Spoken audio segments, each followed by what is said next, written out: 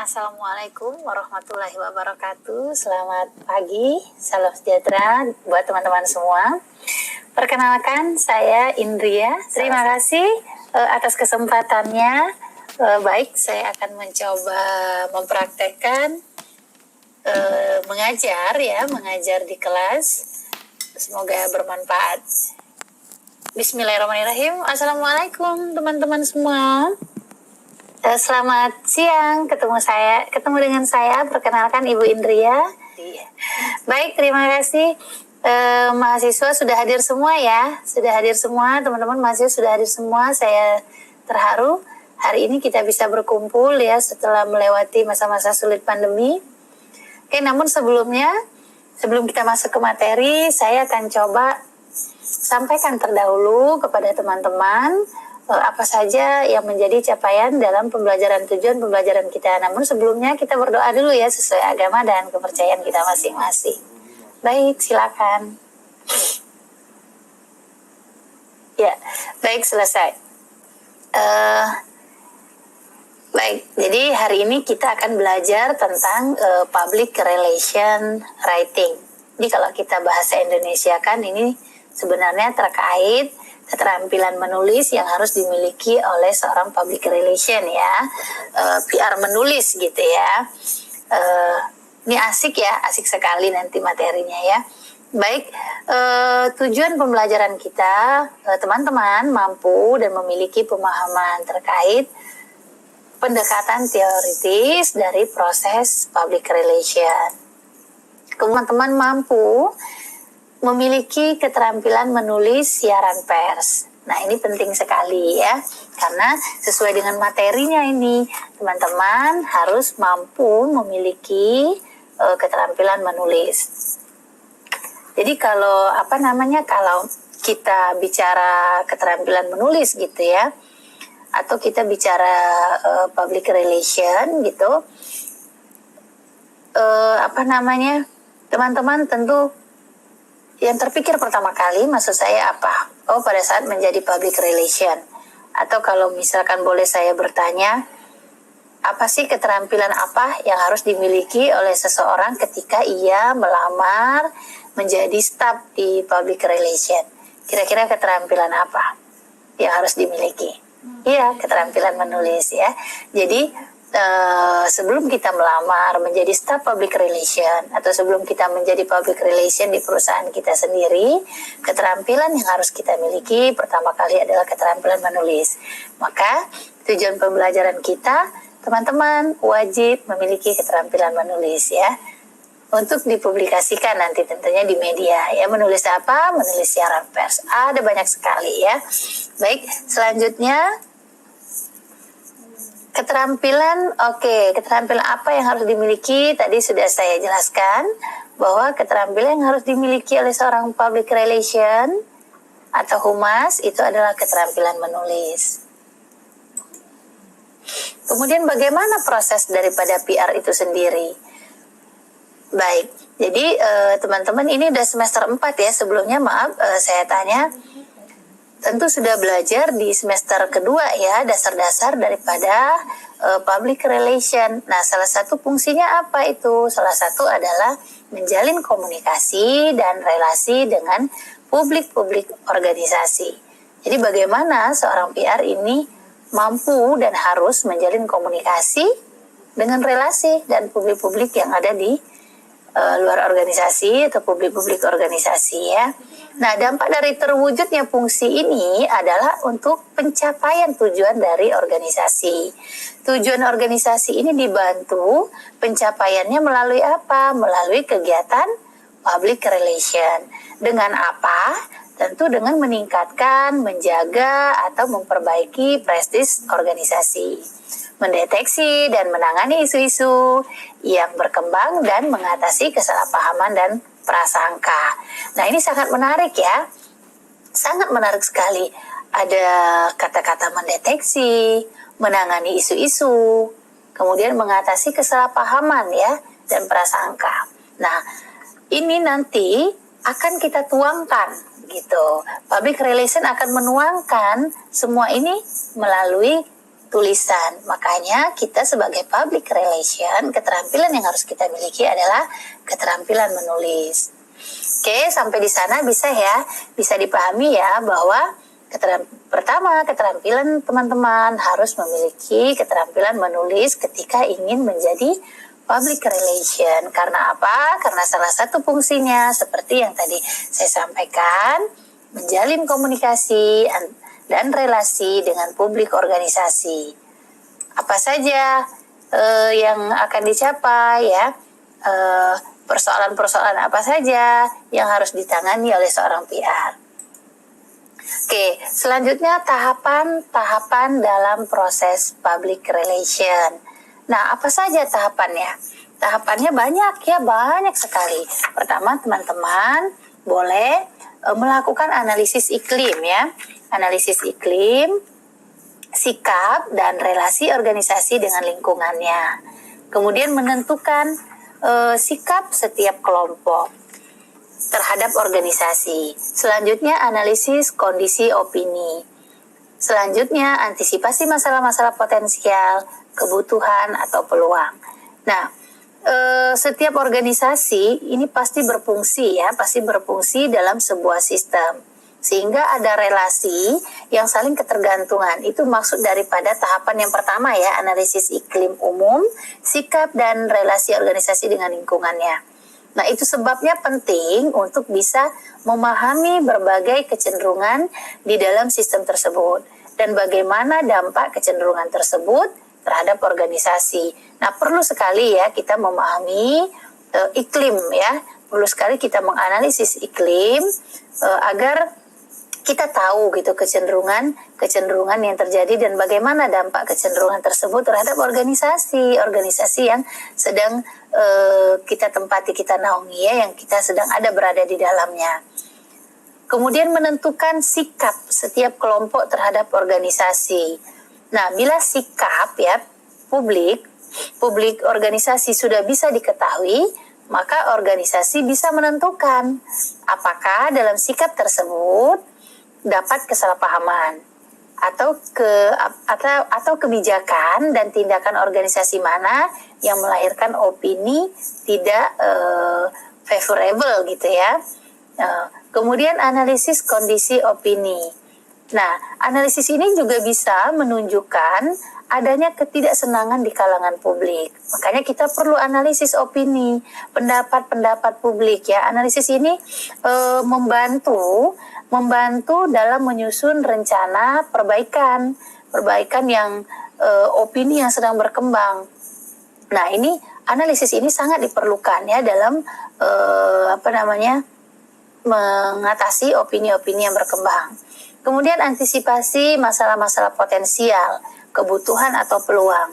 Nah, analisis dan survei ya, kalau sudah bicara antisipasi masalah-masalah potensial, kebutuhan atau peluang, tentu analisis dan survei yang dilakukan organisasi bisa memperkirakan apa yang mungkin berkembang pada sikap publik organisasi ya. Nah, dan ini bisa disarankan atau disusun rencana tindak lanjutnya yang bagaimana yang tepat. Selanjutnya, nah, perumusan kebijakan ya, perumusan kebijakan. Analisis juga bisa saja menunjukkan kebijakan organisasi yang mana perlu diubah.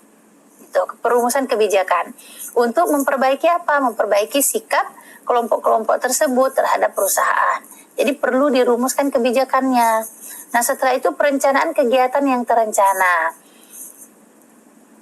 Nah, pada tahap ini dijalankan kegiatan dengan menggunakan sarana-sarana PR ya, seperti misal publisitas iklan. Nah, itu kan sarana-sarana PR ya. Kemudian umpan balik, evaluasi, dan penyempurnaan. Nah, kondisi pasti terus berubah ya, dan public relation berfungsi memberikan sumbangan sekaligus dipengaruhi perubahan. Karena itu penting untuk terus mengkaji publik. Nah, tindakan ini membantu dan menilai hasil dan mengembangkan sekaligus menyempurnakan program-program dari public relation. Oke, Sampai di sini bisa dipahami ya, bisa dipahami oleh teman-teman tahapan-tahapan dalam proses PR tersebut. Nah, selanjutnya masih ada tahapan ya dalam proses PR ini, bagaimana lebih dirumuskan lagi pengumpulan fakta terhadap informasi-informasi ya, persoalannya seperti apa, kemudian perencanaan tadi yang saya jelaskan, dan program aksinya bagaimana, komunikasinya bagaimana. Terakhir, setelah semua kita lakukan tahapan tadi, ada evaluasi ya, ada evaluasi. Oke, sampai di sini bisa ya. Kita lanjut ke media relation. Nah, kalau sudah bicara media relation ini berarti kita berhubungan dengan media ini, media komunikasi untuk melakukan publisitas atau merespon kepentingan media terhadap organisasi. Baik, sebelum masuk ke sini saya jelaskan sedikit contoh ya, contoh tahapan-tahapan ini tadi ya dalam proses PR. Jadi misalkan begini, saya contohkan misal ada kasus ya di perusahaan, atau kita anggap sajalah kasus penerbangan ya, pesawat yang jatuh. Nah, itu akan banyak sekali kan kita baca beritanya, isu-isu yang berkembang. Jatuhnya pesawat itu disebabkan oleh salah satunya katanya maintenance-nya yang tidak baik ya. Pesawat yang tidak layak terbang tetap dipaksa terbang, kan begitu, isu-isu banyak sekali yang kita dengar di luar sana. Nah, sebagai public relation yang ada di penerbangan tersebut, tentu ia harus menyampaikan, harus menanggapi, harus melakukan perbaikan, harus melakukan siaran pers ya. Dalam hal ini keterampilan menulis tadi, ya harus mampu menulis persoalan dan isu-isu yang berkembang di luar sana, opini-opini yang berkembang di luar sana. Nah, untuk menanggapi ini maka tahapan-tahapan tadi yang harus ia lakukan ya. Harus ia lakukan. Agar apa? Agar perusahaan yang sedang ia tempati ini tidak jelek ya, citranya tidak jelek, dan apa-apa yang terjadi di luar, isu-isu yang belum tentu kebenarannya ini bisa ia sampaikan, sehingga tidak ada lagi isu-isu liar yang berkembang. Nah, ini sangat diperlukan ya keahlian dan kemampuan dari seorang public relation. Tidak hanya ia bicara di media, tetapi ia juga harus mampu menulis dengan baik untuk menyampaikan hal tersebut agar nanti ia siarkan di media, melalui media ya, dan dibaca oleh masyarakat dan halayak umum. Oke. Nah, balik lagi kita ke media relation tadi ya. Jadi berhubungan dengan media komunikasi untuk melakukan publisitas. Nah, yang tadi saya bilang, public relation harus menyampaikan tulisannya, harus menyampaikan apa yang terjadi, harus merespon dan melakukan publis ke media atau merespon kepentingan media terhadap organisasinya. Kemudian media relation ini merupakan bagian dari eksternal PR ya, yang membina dan mengembangkan hubungan baik dengan media massa sebagai sarana komunikasi antara organisasi dan publiknya. Untuk mencapai apa? Mencapai tujuan organisasi seperti yang tadi saya sampaikan di awal ya. Oke, baik, kita masuk ke menulis siaran pers. Nah, kalau bicara siaran pers, menulis siaran pers ini banyak sekali ya, banyak sekali. Ada berita ya, ada editorial ya, ada press release dan semua. Namun untuk pertemuan pertama ini kita bicara tentang siaran pers, yaitu berita dulu ya. Apa itu berita? Oke, berita ini berasal dari bahasa Sanskerta urit. Urit ya, dalam bahasa Inggris urit diterjemahkan itu write ya, alright. Nah, write ini menulis seperti yang kita pahami ya. Namun arti urit yang sebenarnya adalah ada atau terjadi.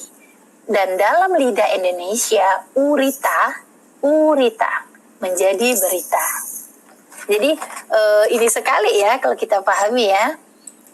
Oke, selanjutnya menurut ahli ya, berita ini apa? Berita ini adalah laporan tentang fakta dan ide yang termasak atau ide baru yang dipilih oleh staf redaksi suatu harian untuk mereka siarkan.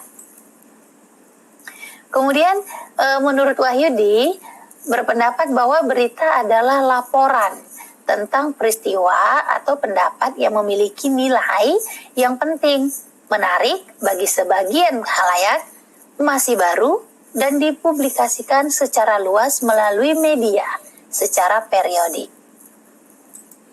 Oke, itu tadi pengertian berita ya. Jadi dari beberapa pengertian tadi ya bisa kita simpulkan bahwa laporan peristiwa itulah berita ya, laporan peristiwa yang terjadi sifatnya baru ya, itulah berita. Oke, selanjutnya nilai. Nah, ini berita. Tadi kita bicara pengertiannya, maka kita bicara nilai berita. Berita ini ternyata harus bernilai ya, harus bernilai. Apa saja nilai dari berita? Oke, harus konsekuen ya, yaitu besar kecilnya dampak peristiwa pada masyarakat. Itu harus kita perhatikan ya, harus kita perhatikan.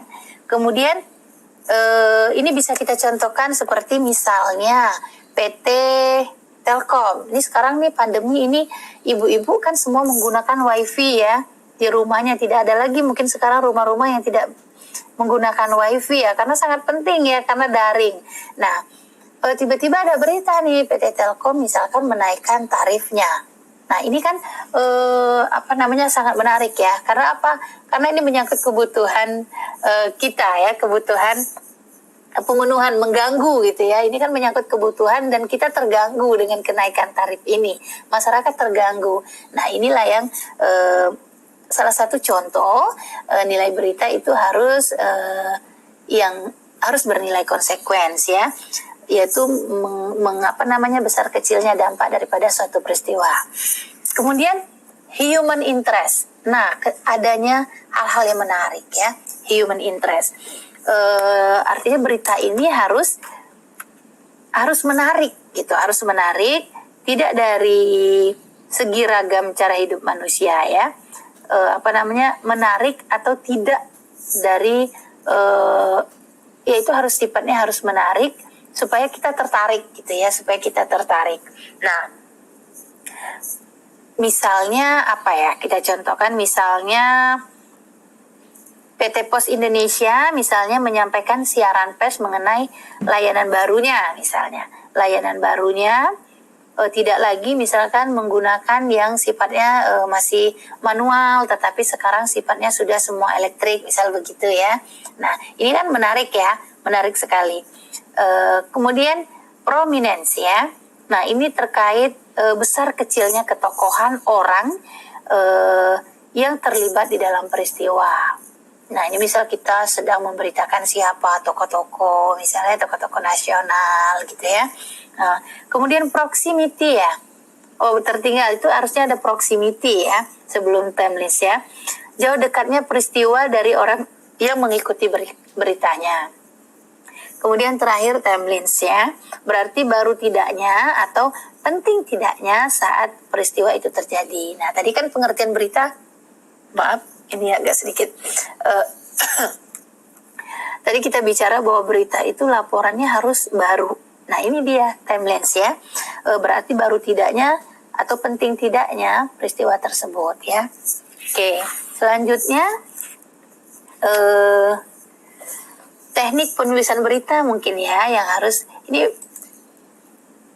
harus kita perhatikan juga. Nah, namun sebelum ke sana, sebelum ke teknik penulisan berita, saya ingin menyampaikan beberapa hal ya. Teman-teman di sini sudah ada kelompok atau kita bikin kelompok baru? Oke, ada 30 orang ya. Silakan teman-teman membagi kelompoknya. Per kelompok ada 5 orang, berarti kita ada 6 kelompok. Nah, minggu depan kita akan praktek ya menulis berita. Jangan lupa teknik penulisan berita ya, 5W plus 1H ya. Teman-teman di semester sebelumnya saya rasa sudah tahu teknik penulisan berita. Jangan lupa ada 5W plus 1H-nya. Nah, untuk itu kita nanti Ibu akan share ya lebih jelasnya. Tetapi teman-teman silakan bagi dulu. Oke, silakan dicatat ya.